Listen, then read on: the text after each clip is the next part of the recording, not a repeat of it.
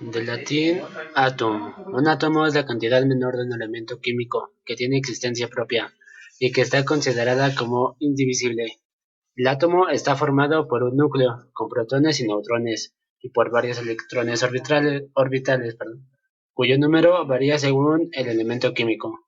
No obstante, además de los elementos que lo componen, es importante subrayar que todo átomo cuenta con una serie de propiedades que son fundamentales tener en una cuenta a la hora de trabajar con él. En este caso, nos encontramos con el hecho de que las mismas son el tamaño, la masa, las interacciones eléctricas que se establecen entre electrones y protones o los niveles de energía. El átomo también es denominado como la partícula fundamental, gracias a su característica de no poder ser dividido mediante procesos químicos. A partir de los siglos XVI y XVII, con el desarrollo de la química, la teoría atómica comenzó a avanzar con certezas que, hasta que entonces, eran imposibles de obtener. Bueno, eso es todo. Adiós. El átomo en la antigüedad. Desde la antigüedad, el ser humano ha cuestionado de qué estaba hecha la materia. En el siglo IV a.C., Empédocles postuló que la materia estaba formada por cuatro elementos: tierra, aire, agua y fuego. Empédocles, un filósofo y científico griego que vivió en la costa sur de Sicilia, entre los años 492 y 432 a.C., propuso una de las primeras teorías que intentaba describir las cosas que nos rodean. Empédocles argumentó que toda materia se compone de cuatro elementos: fuego, aire, agua y tierra. La proporción de estos cuatro elementos afecta la propiedad de la materia. La teoría de Empédocles era muy estimada, pero tenía varios problemas. Por ejemplo, no importa cuántas veces se rompe una piedra en dos, las piezas nunca se parecen a ninguno de los elementos esenciales del fuego, del aire, del agua o de la tierra. A pesar de estos problemas, la teoría de Empédocles fue un desarrollo importante del pensamiento científico, ya que es una de las primeras en sugerir que algunas sustancias que parecían materiales puros, como la piedra, en realidad se componen de una combinación de diferentes elementos. Algunas décadas después, Empédocles y Demócrito, otro griego que vivió del año 460 al 370 a.C., desarrolló una nueva teoría de la materia que trataba de resolver el problema de su predecesor. Las ideas de Demócrito se basaban en el razonamiento en vez de basarse en la ciencia, y se basó en las enseñanzas de dos filósofos griegos que vinieron antes que él.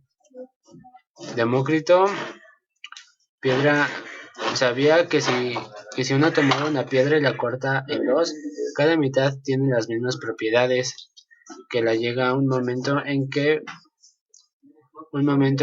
el pedazo de piedra es tan pequeño que no se le puede dividir más. Demócrito llamó a estos pequeños pedazos infinitesimales átomos, lo que quiere decir indivisibles.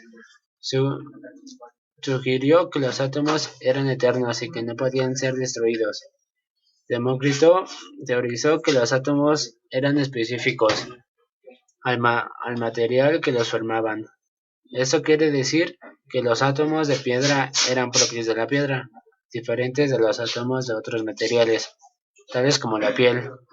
Esta era una extraordinaria teoría que intentaba explicar todo el mundo físico en términos de unas cuantas ideas. El modelo atómico de Dalton. Surgido en el contexto de la química, fue el primer modelo atómico con bases científicas, propuesto entre 1803 y 1807 por John Dalton, aunque el autor lo denominó más propiamente teoría atómica o postulados atómicos. El modelo permitió aclarar por primera vez por qué las sustancias químicas reaccionaban en proporciones estequiométricas fijas, ley de las proporciones constantes, y porque cuando dos sustancias reaccionan para formar dos o más compuestos diferentes, entonces las proporciones de estas relaciones son números enteros, ley de las proporciones múltiples. Por ejemplo, 12 gramos de carbono pueden reaccionar con 16 gramos de oxígeno para formar un monóxido de carbono, o pueden reaccionar con 32 gramos de oxígeno para formar dióxido de carbono. Además, el modelo aclaraba que aun existiendo una gran variedad de sustancias diferentes, Estas podían ser explicadas en términos de una cantidad más bien pequeña de constituyentes elementales o elementos. En esencia, el modelo explicaba la mayor parte de la química de fines del siglo XVIII y principios del siglo XIX, reduciendo una serie de hechos complejos a una teoría combinatoria realmente simple. Modelo atómico de Thomson. Los experimentos de Thomson sobre los rayos catódicos en campos magnéticos y eléctricos dieron pie al descubrimiento del electrón e hizo posible medir la relación entre su carga y su masa. El experimento de gota de aceite de Millikan proporcionó la masa del electrón, el descubrimiento de la radioactividad, la emisión espontánea de radiación por átomos. Fue una prueba adicional de que el átomo tiene una subestructura. El modelo comúnmente aceptado era el que a principios del siglo XX propuso Joseph John Thomson, quien pensó que la carga positiva necesaria para contrarrestar la carga negativa de los electrones en un átomo neutro estaba en forma de nube difusa, de manera que el átomo consistía en una esfera de carga eléctrica positiva, en la cual estaban embebidos los electrones en un número suficiente para neutralizar la carga positiva. Carga de electrón de Robert Adler Millikan. A partir de 1909, mientras era profesor de la Universidad de Chicago, Millikan empezó a trabajar en un experimento con una gota de aceite con objeto a medir la carga de electrón. G.G.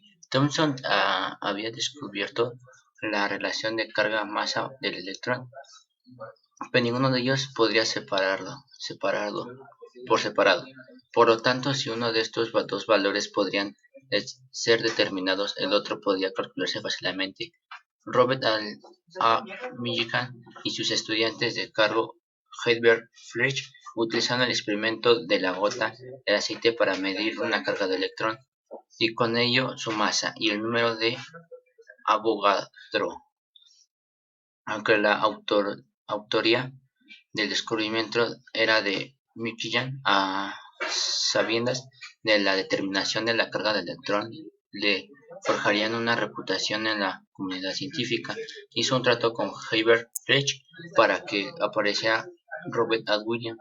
Millikan como único autor del artículo sobre la determinación de la carga de electrón, y como compensación le permitiría a Fletcher ser el único autor del artículo sobre la determinación del número de Avogadro.